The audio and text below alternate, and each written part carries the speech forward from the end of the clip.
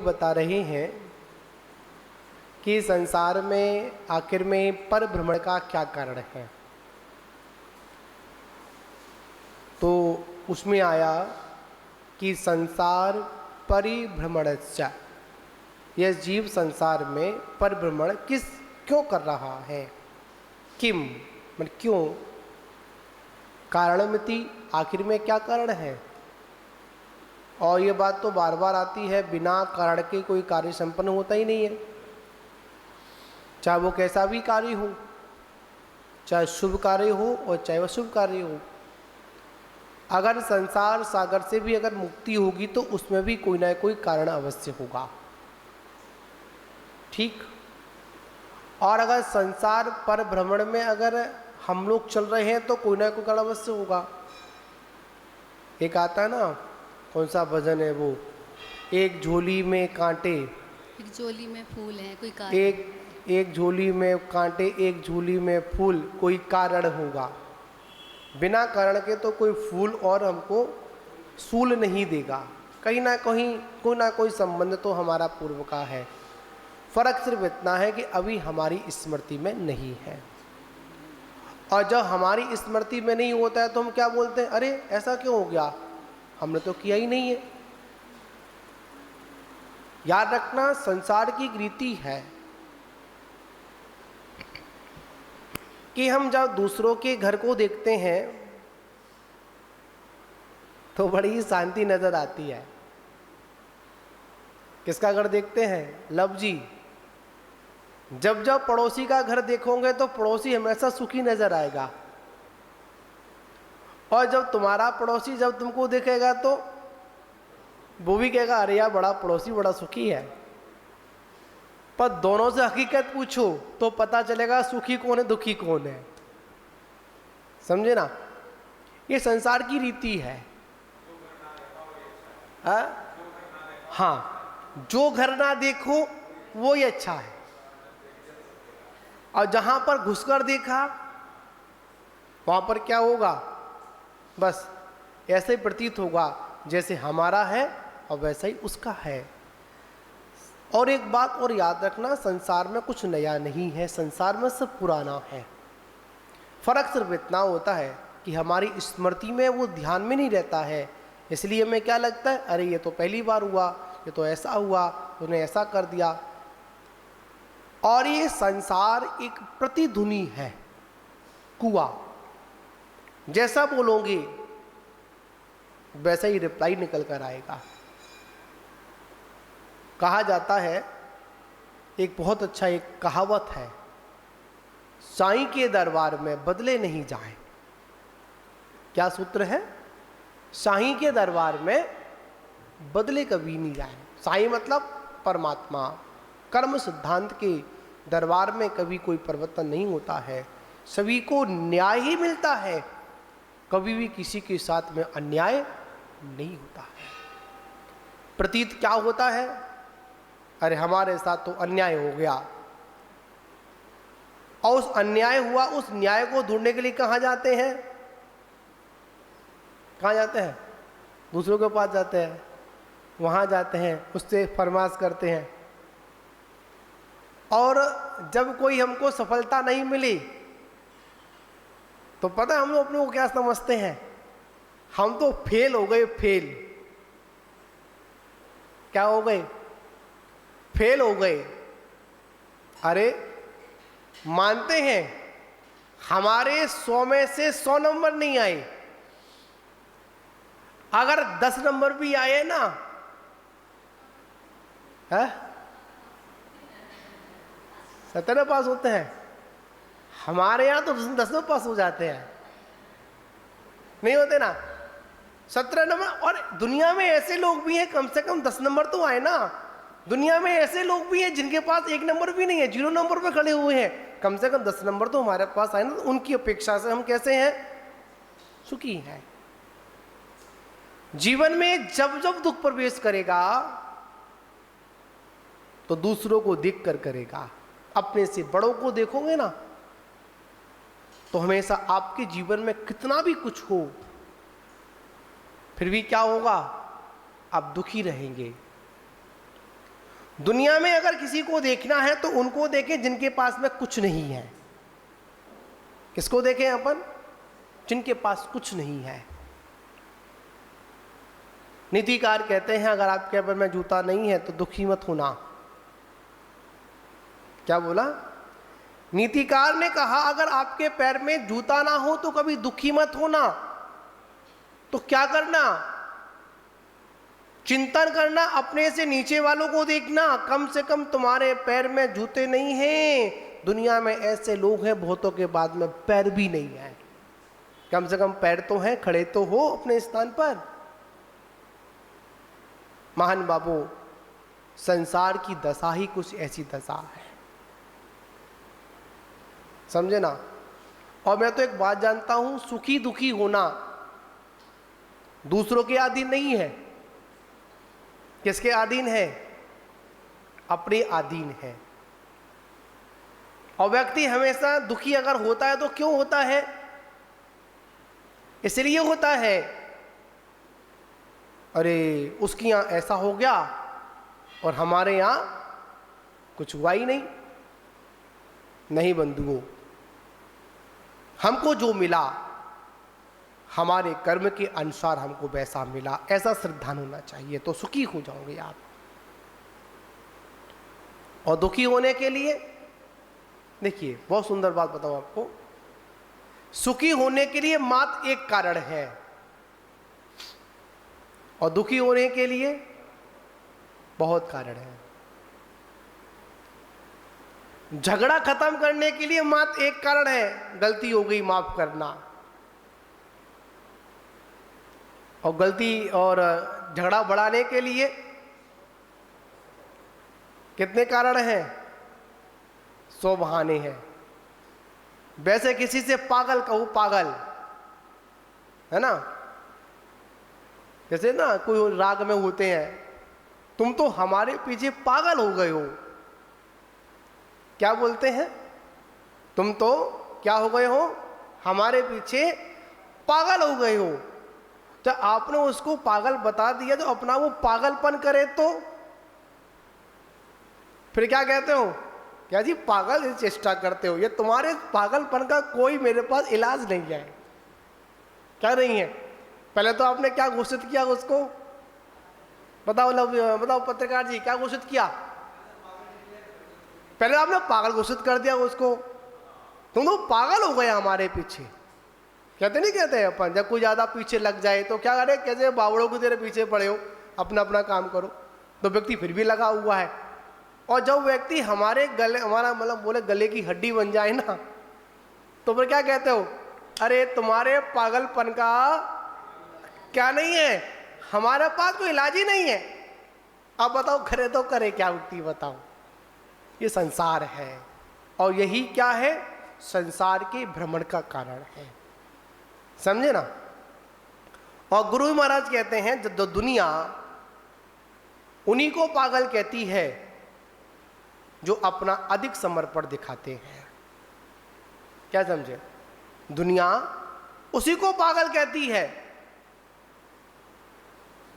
जो अपना प्रभु परमात्मा में, गुरु आराधना में और सांसारिक स्थिति में उसको अधिक समर्पित जो व्यक्ति होता है ना, अधिक प्रेम करता है, उसको लोग क्या समझते हैं? सामने वाला पागल समझता है। देखो कैसे पागलों की भांति पड़ा हुआ है। आचार्य भगवंत ने कहा ये सारा का सारा संसार पर भ्रमण का ही कारण है। तो कहा जम समुद्रे बहु दोष विचय दुख कालचरी किरणे जीवस पब भ्रमण कामा सब कारणम होदी। आचार्य कुंदकुंद स्वामी यहाँ पर बता रहे हैं, जो जिज्ञासा प्रकट की थी किसी शिष्य ने, आखिर बताओ संसार पर भ्रमण का कारण क्या है। तो यहाँ पर कहा जन्म समुद्री, मतलब जन्म समुद्र, मतलब जन्म रूपी समुद्र। देखिए इसमें क्या क्या दुख है, ठीक।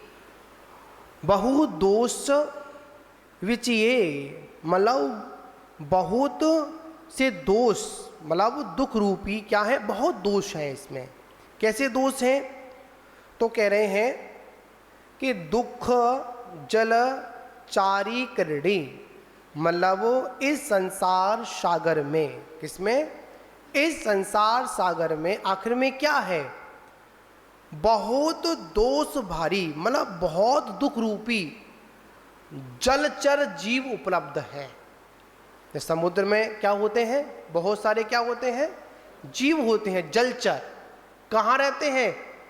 वह समुद्र में ही रहते हैं।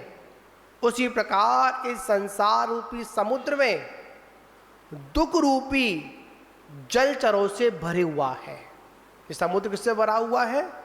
दुख रूपी जो जलचर जीव होते हैं, यहाँ पर जीव की उपमा से संबोधन किया उसको, ठीक है। और बहुत दोष रूपी तरंगों से युक्त है। कितना भी अच्छा करो, लोग क्या निकालते हैं?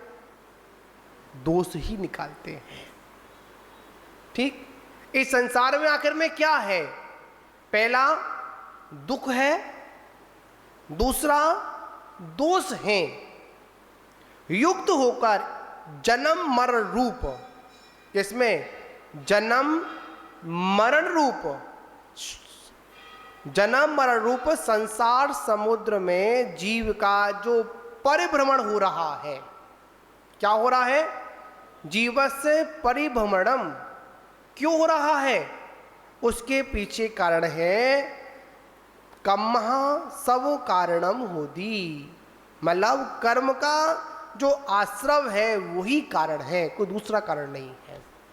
अब यहां पर समझेंगे अपन, तीन बातें यहां पर बताई गई। पहला दुख, दूसरा दोष और तीसरा जन्म और मरण। ठीक। कहां पर? इस संसार समुद्र में यह जीव क्या कर रहा है? जन्म और मरण कर रहा है। पर यह संसार रूपी समुद्र कैसा है? पहला, जिस प्रकार समुद्र में बहुत से जलचर जीव होते हैं, उसी प्रकार इस संसार रूपी समुद्र में बहुत दुख रूपी जलचर जीव पर भ्रमण कर रहे हैं। जैसे समुद्र में जीव का दुश्मन है। किसका दुश्मन है? जीव का दुश्मन है। उसी प्रकार यहां पर इस संसार रूपी दुख इतने भरे हुए हैं, जिसके पास जाते हैं वही अपना हमको दुखड़ा रोकर दिखा देता है। किसी के पास अपना दुखड़ा लेकर जाओ, वो क्या करेगा? आपका दुखड़ा सुनने से पहले क्या करेगा? अरे बड़े परेशान हैं, क्या हो गया मुझे पता नहीं। क्या समझो? क्या समझ में आई? किसी से पूछो क्यों परेशान हो, यही तो पता नहीं क्यों परेशान है।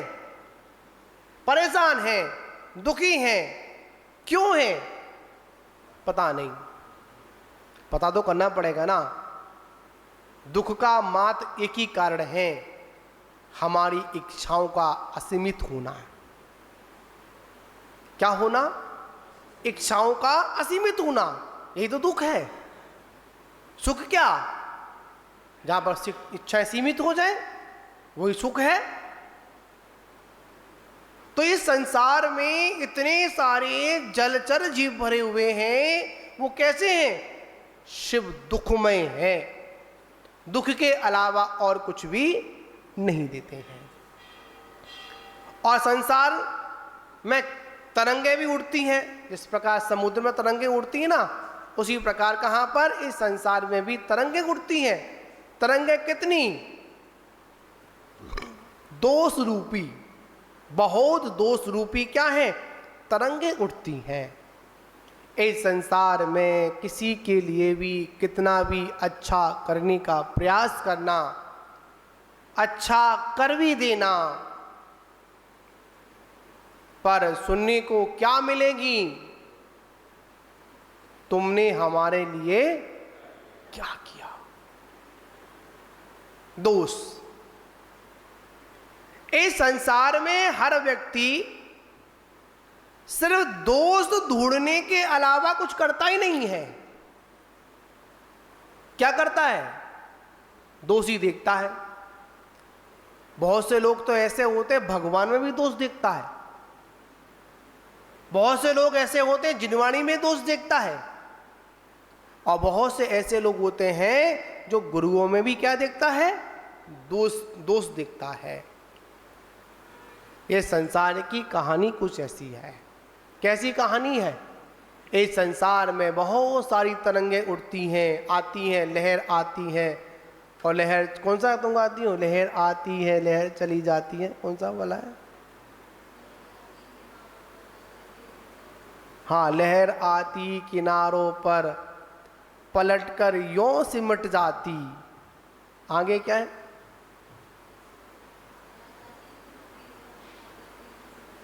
है? अच्छा, फिर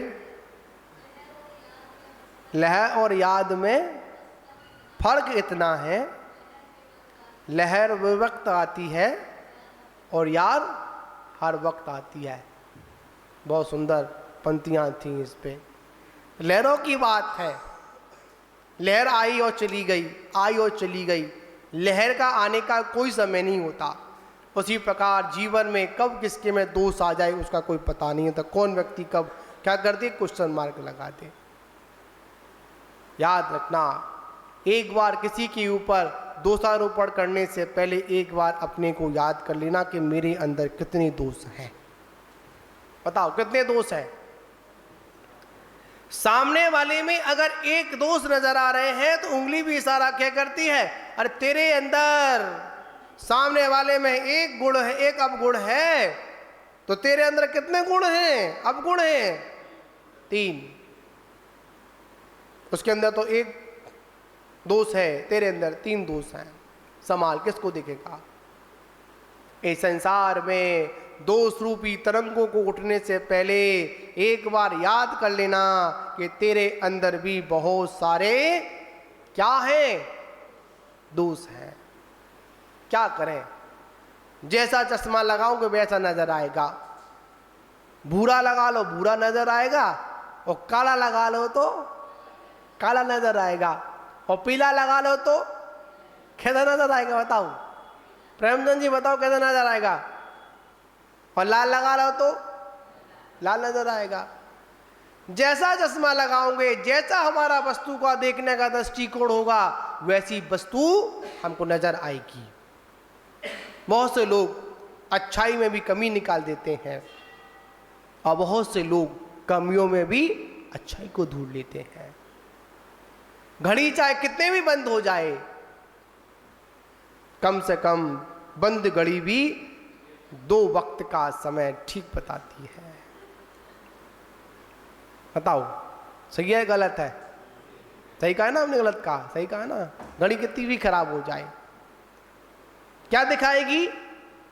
2 वक्त का समय, एक दिन का और एक रात का समय। कैसा दिखाएगी? सही दिखाएगी। हम दूसरों को दोषी देखने गए, पर सबसे बड़े दोषी कौन थे? हम ही थे। आचार्य भगवंत कहते हैं संसार में दुख रूपी जलचर से भरे हुए हैं, और बहुत सारी दुख रूपी क्या आ रही हैं? दोष रूपी तरंगें उठ रही हैं। और ऐसे घनघोर जंगल में, घनघोर उस समुद्र में चारों ओर जली जल है, चारों ओर जीव जंतु ही हैं, दुखी दुख हैं, चारों ओर दोषों की लहरें उठ रही हैं। उसमें यह जीवराज क्या कर रहा है? जीवस्य परिभ्रमणम, यह जीव परिभ्रमण कर रहा है। जब कोई व्यक्ति डूब रहा हो, उसे बचाने जाना, वो क्या करता है? बताओ जो बचाने जाएगा ना, उसको भी पकड़ लेगा और क्या करेगा, खुद तो डूब रहा है ना। जैसे किसी व्यक्ति को रात में नींद नहीं आ रही हो, क्या नहीं आ रही हो, नींद नहीं आ रही हो, और जब तक नींद नहीं आ रही सामने वाला सोने की भूमिका बना रहा हो बताओ क्या करेगा वो, है?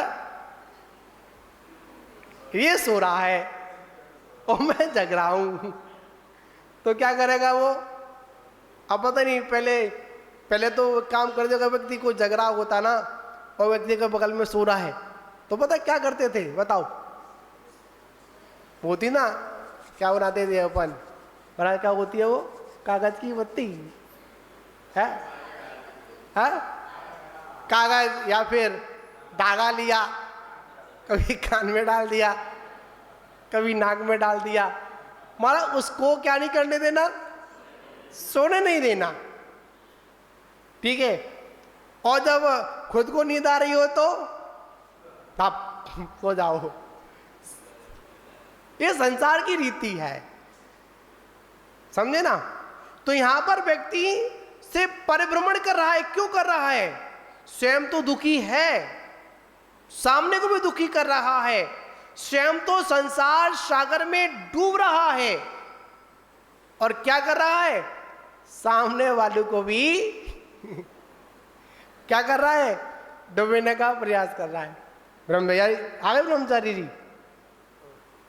प्रिंस किंग आ गए, आप आ गए समझे ना। बात यहां पर ये है, बंधुओं याद रखना, आंखें जब अंधी होती हैं